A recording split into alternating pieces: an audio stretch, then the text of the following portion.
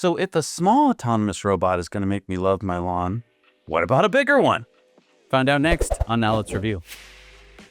Hey, I'm Zach. And I'm Jesse. We're going to be reviewing the Segway Navimow X350 autonomous lawnmower robot right now. So we've already reviewed a smaller version of this. This is like the big Cadillac version. This thing can do 1.5 acres Of lawn. Wow. Yeah, and in fact, there's a whole bunch in this series. You can get from 0.5 acres all the way up to like 2 acres. This one's kind of in the middle, and it's not cheap. Yeah, we're talking $34.99 for this beauty. And so that's, what, $2,000 more than the smaller one we reviewed. So let's see if you think this might be worth it. Okay, so I think first you should go watch our smaller version because it has many of the same functionalities, and then we'll talk about some of the added on features. One of the big features for me is that instead of having to adjust the height of the cut on the mower itself, like physically going over and turning it, this one you can do from the app. And so if you were looking at your lawn from your window and you're like, you know what, I'd like to go down 0.3 inches, you can do that from the app. Is it worth the extra few $1,000s? I don't know. I'll let you be the judge. Now, of course, the big difference between the smaller one and this one is that this one is bigger and it's faster. It's got a bigger battery, so it can mow for a lot longer. Now, let's talk about the business end of this machine, okay? Which, of course, is going to be the cutter. So, as you can see here, it doesn't look like your typical lawnmower underneath. Where's the giant blade, you might say? Well, over here is where we have got all the blades, and there's 6 very small little blades. Exactly. Now, this is a little bit wider diameter than the i110. So this is a 10-inch cutter, but still nothing like what you'd expect to see like a 18 or 20-inch cutter, right? Exactly. And basically, one of the reasons how it's able to do what it can do is because it doesn't have a gigantic blade, which is super duper inefficient to spin. Oh, right, because when you take all that metal and you have to speed it up, it actually uses a lot of power, whereas this thing is lightweight and it can start and stop on a dime. Exactly. So we've been testing it on a 1/4 acre, and this thing easily takes care of our 1/4 acre lawn. It can do that in about 1 hour and 40 minutes, and that's all on one battery charge, by the way, and then it goes back and charges. So if you have a bigger lawn, which is pretty much what this is for, it would be able to do about 120 minutes of lawn cutting, and then it goes back to its base, charges up, and goes and attacks it again. So it can do probably even more than 1.5 acres. It's just that the question is, could you do it repeatedly over the week? And the thing to consider is that this doesn't have to go home. It doesn't have to have dinner. It doesn't have to have a smoke break. There's no union break. It doesn't have to go on vacation. This thing can work for you day in, day out, every single day, round the clock if you really wanted it to. It just has to go back and charge every roughly 2 hours. Well, speaking of going back and charging, the big thing with these autonomous lawnmowers is the setup. So let's go check out how that works. So you got your Navimow out of the box and you just want to get started, but unfortunately the first thing you have to do, the most time-consuming part, is getting this working. This is the GPS satellite antenna, and you've got to find a spot in your yard that has good GPS coverage, but also has Wi-Fi coverage. So what I recommend doing is, it's really easy to do. It's got these stakes on the bottom. You're gonna walk around trying out different spots. Just do that, stick it in the ground. Test it out to see if your Navimow is happy. So you'll check with your app and you'll see if you can see good GPS coverage, good Wi-Fi coverage. Once you're happy, you can nail down the wires, make sure that those aren't tripping hazard, and you can get started. All right, so after you put in your GPS antenna, the next step is to find out where you want to put your base. And this took us quite a while. We tried a bunch of things. I wanted to put it in like a little house, but it didn't see GPS well enough. So we have it out from the house and under the sky, but it's still not exactly where I want it. This is still kind of a test spot. So let me move a Navimow off of it so that you can see what we're talking about.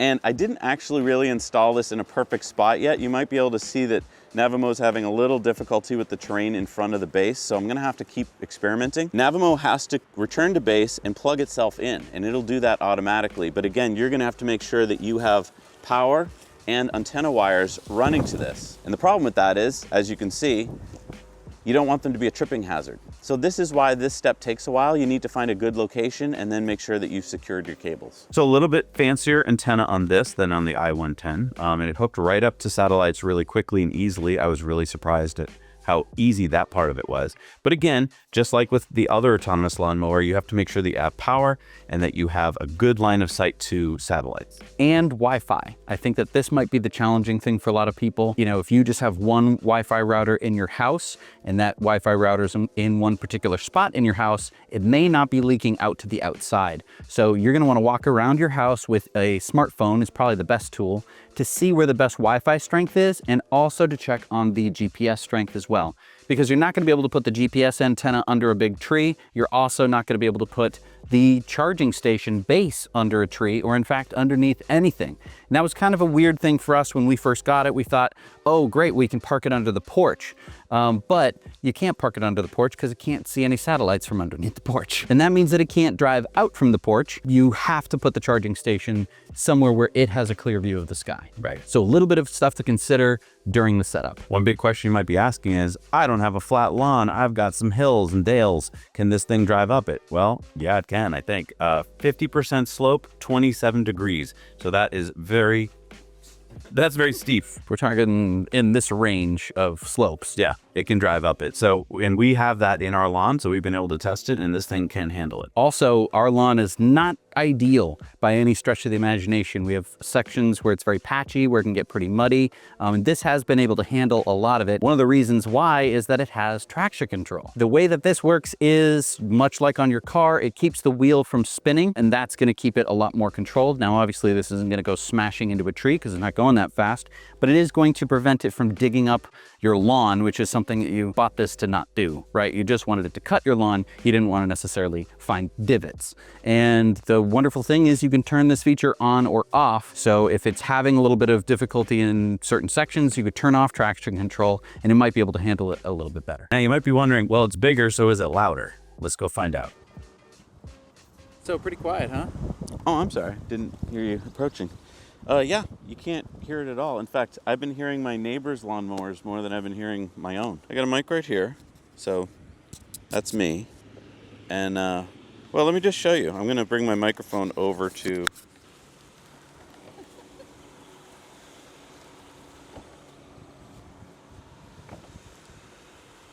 It sounds like a fan on a computer. Like, you really can't hear it. And when it's about 10 feet away, you can't hear it at all. Literally, I've been hearing all of my neighbors' stuff today and cars driving by more than this thing. It's really incredible. I don't know. I mean, this thing's kind of loud.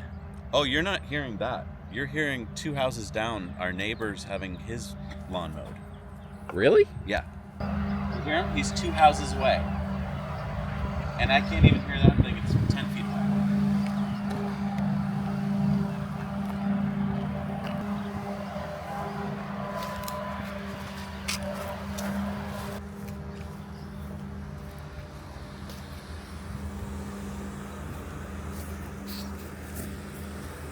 It's still quieter this close. So I was surprised to see that it's not any louder than the little unit because it's using the same technology. It's just a little spinning disc. And so I maybe a tiny bit louder, but really, you got to believe me here. This thing is not even noticeable. If you're on the lawn while it's cutting, you're going to be like, wait, are we cutting right now? Yeah, from the drivetrain to the motor that spins it, you don't hear anything. The only thing you're gonna hear is literally the blades cutting the grass. That's the only noise that we heard, besides maybe it crunching a few leaves. We're talking, this is stealthy. This is so quiet, it's stealthy. It doesn't even sound like other electric lawnmowers. An electric lawnmower with the big blade sounds like a big fan is on because it's blowing air around. This is doing hardly anything because those blades are so tiny. I was also kind of worried because it's bigger that it might be more dangerous, but we tested that too. And after about a day, I no longer worried about it because it's got smart detection. So it can detect about 150 different objects. And so it's connected. We'll go to sleep though. So if it sees a lawn chair or, you know, a bird or whatever, it's going to know what it is and it's going to avoid it. And we tested that for you. Check it out.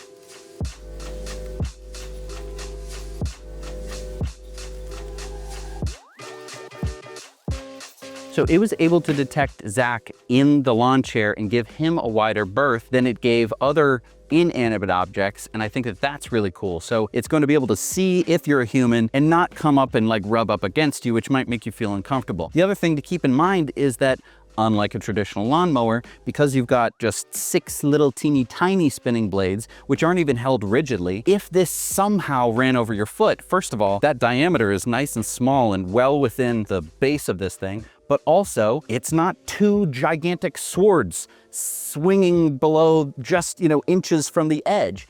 So you're not gonna have your foot cut off like happens to hundreds of people a year. What's really cool is that this can mow at night. So it's got lights, and so you'd think you'd bother your neighbors or yourself by doing that, but it doesn't. So if you want to do that, you can, which is a really nice feature. And it can basically mow every single day. What, are you gonna mow your lawn every day, or are you a psychopath? No, but with this, you just tell it to mow, at night, every night. So every day your lawn looks perfect, versus the people who are paying landscapers or mowing it themselves. The first day that the landscapers come, it looks pretty good, but then it starts to grow, and then a week later they come and then it's perfect again.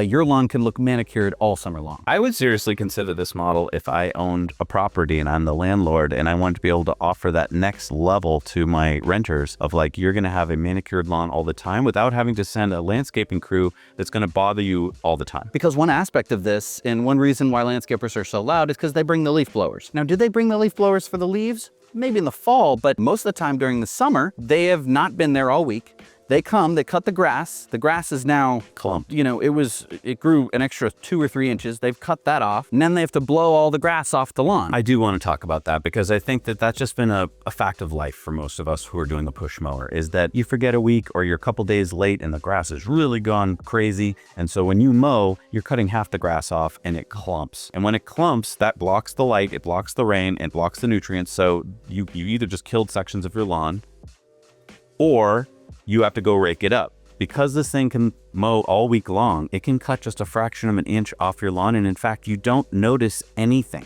Like normally after you've mowed, you see these rows of dead grass. Here, you do have to question, like, did I just mow? Because you're barely doing anything, and the grass really likes that.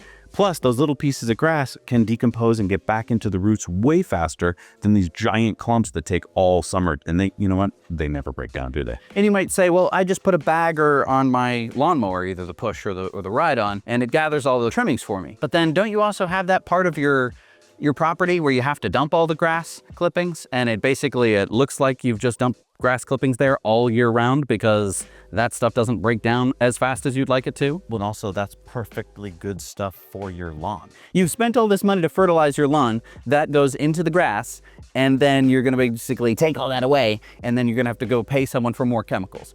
I think if you basically let this do a lot of the cutting for you, you're just gonna have these little teeny tiny pieces that end up on the ground, and because they're so small and they haven't clumped up, they're going to break down so much faster. Now, do you have to bring this in every time it's gonna rain? You don't. This is IP66 waterproof, which means that they designed it to be out in the rain, because obviously you can't park it undercover, so it's rainproof. But let's talk about off-season. So in the winter, what do I have to do? Because this has a battery in it, you're probably gonna wanna take the whole thing inside. Okay, but then how do I charge it? Do I have to bring the base with me? You probably wanna bring the base in too, but on this side here is a charge port. Oh. So you can charge Put it it down the basement or in the garage and charge it. Yes, but it is quite big. It's pretty heavy. It is liftable, I would say. It's about 43 pounds. It is heavy, but I had no trouble carrying it up and down stairs. Well, speaking of lifting it, when you spend this much money on something, I do not want to have it stolen. So could someone just come and lift it and put it in their trunk? Let's go check it out. Okay, so I'm gonna be stealing the Segway autonomous lawnmower, and what I haven't told Zach is that unlike just putting it in my trunk, I'm actually going to drive away with it. Let's see. Pick it up. Blade's still spinning.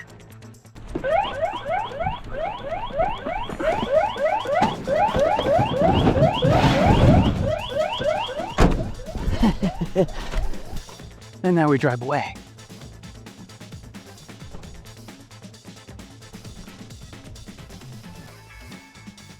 Okay, so it's still making the alarm noise. I just got a notification on my phone. It says mower lifted and the alarm is triggered. I don't know if you can see that. Okay, if this is not done by you, please check your mower's location. All right, well, that was not done by me, so let's go and see the mower's location. I'm gonna go into anti-theft and find my mower, because I think that the Navimow X350 has a 4G thing on it. So I'm gonna go find my mower, and it's showing me that my mower is not where I think it should be. It almost looks like my mower is driving. That's not good. Is that good? So this has a geofence area and it has a map. It says it's a few blocks. Whoa, it's going fast. I'm gonna go see if I can find it. I'll bet this is Jesse testing whether or not I can find it or not. I mean, because this could happen, right? You could, someone could steal your mower. But with the X350, it comes with a 4G module, so I should be able to find it. Let me see, I'm looking around the map. Oh, there it is. I don't know if you can see that, but it's showing me where it is. So let's go get it. All right, well, this is exciting. Someone just stole my mower. Let's go get it. It's good to have a Tesla with a Navimow, because then if it gets stolen, it makes it a lot easier to find your Navimow. This is where we're gonna make the transfer, where the buyer's gonna come pick it up. Well, they say the crime doesn't pay, but look at that. That's a, what was it, $3,600 lawnmower? All in a day's work. Now, if I'm a criminal and I've taken this back to my my criminal hideout, the only thing that's gonna kind of give it away that somebody's gonna be on to me is that it has the EFLS, the Exact Fusion Locating System. But, you know, if I'm stupid enough to steal something, I probably don't know that, well, you stole it. It's now it's rightfully mine because I've rightfully stolen it. And they say crime doesn't pay. But maybe he's over here. That's, you know, thinking about my criminal enterprise here. I mean, I do have the mower, which obviously is expensive, but I don't have the, uh-oh. What is the, I think that might sound the alarm.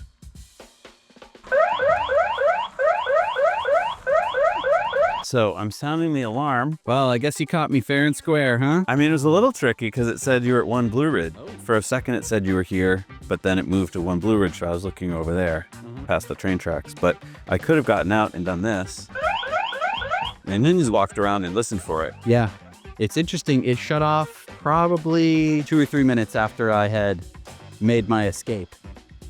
Oh, really? So It did shut off. So the alarm is not going to go the whole time. Okay. The guy's riding away with your expensive lawnmower. The best part is that it gives you an actual written address at the bottom. Oh, that part was a little bit iffy because sometimes it didn't show the roads. It just showed the lawnmower with a big patch of green. Oh. And so if it hadn't given me the address, it would have been maybe a little trickier. Mm-hmm. But it does give you coordinates too.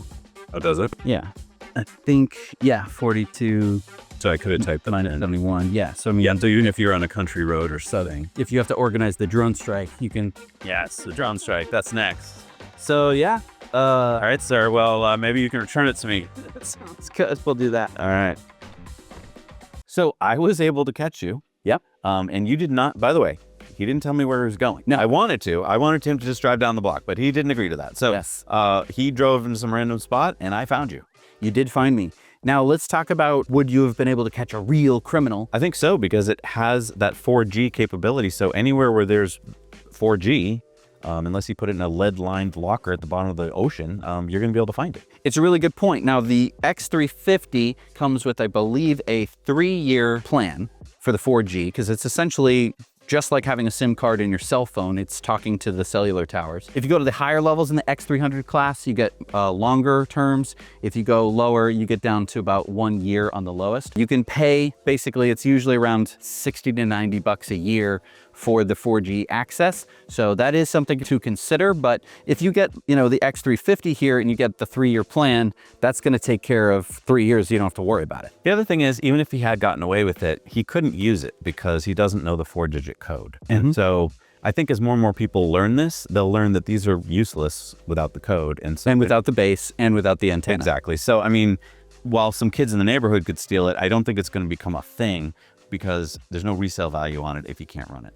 It's a really, really good point. Now, whether or not you could recover it depends on a couple of different factors, where they take it. But I mean, basically the last known GPS location is what's going to read on your phone. With a full battery, you probably have a full day to find it. With not a full battery, you probably have about a half day. It's going to be busy mowing your lawn, so you're going to be somewhere between 100 and 0. It's going to stop mowing the second they pick it up. So it's going to last many, many hours where you're going to have a chance to call the police, try and track it down yourself, and hopefully recover it for yourself. But again, I don't think that people are really going to be walking off with it. And this one is so big, I don't feel like picking it up the same way I felt about the i110, where it was like a cute little baby and I wanted to pick it up and hold it. This feels like I can't or shouldn't pick it up. There's smart home integration with these. So with Alexa and Google, you can just tell it to go do its thing and it will, so that's kind of fun. You say, hey, mow my lawn, or hey, stop mowing my lawn, which could be nice if you're in the middle of getting ready for the barbecue and you forgot to mow your lawn that day. You tell it to go, oh, but then the guests arrive and you tell it to come back. Let's talk about schedules. So the whole cool thing about the app is that you can put in schedules, and I would also recommend this. If you're looking at the price tag and you're like, I can't afford that.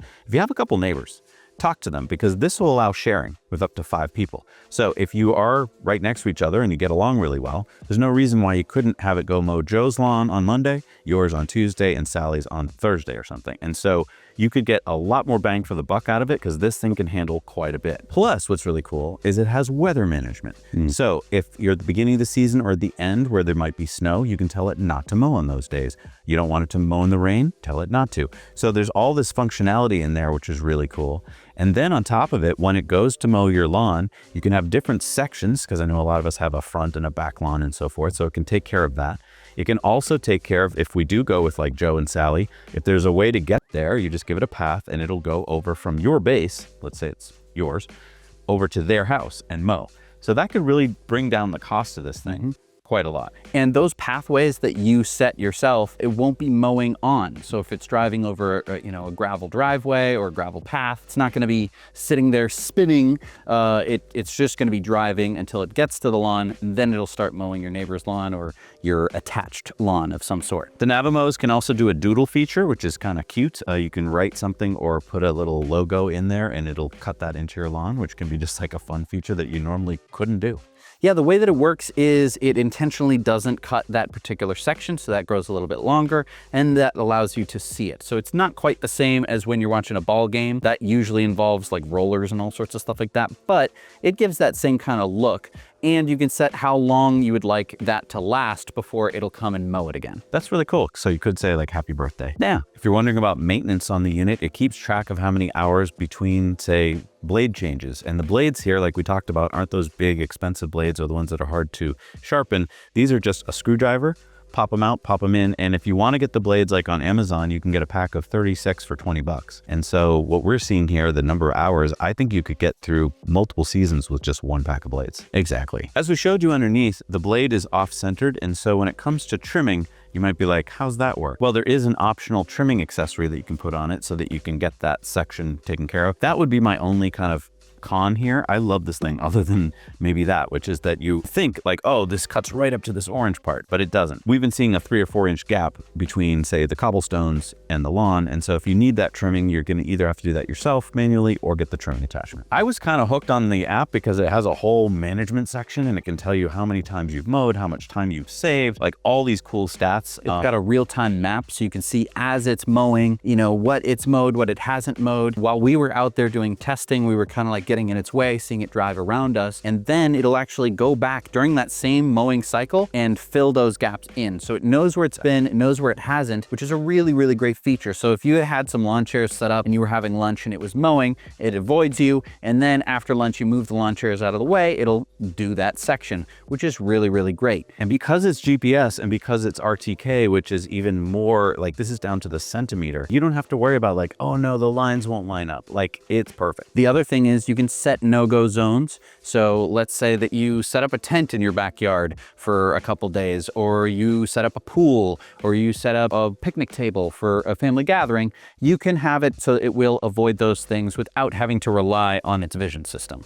Because it has a vision system, it's AI mapping. So when you go out there the first time to kind of give it the boundaries, you walk along behind it using your phone as a little controller, but it does most of the work. It basically can see, oh, this is lawn, that's driveway, and it'll map for you. And then if you see some spot that it didn't get quite right, you can adjust it. It's really easy. And this is a lot easier than in the olden days with the autonomous lawnmowers, where you'd have to set up perimeter wire. Right. And then you'd have to make sure it didn't hit the perimeter wire with your trimmer, and you'd have to make sure that nobody drove over it and nobody pulled it up. But here you don't have to worry about any of that. It's all handled through GPS. So if we go to the pros and cons here, I mean, pros, I just go on all day. This thing is amazing. It does so much stuff, and it really just makes your life so much simpler. I don't know how to put a price on that, but I'm actually looking forward to this summer as opposed to not looking forward to this summer. Every year comes along, and you're like, it's spring, and I hear the birds, and I have to mow the lawn.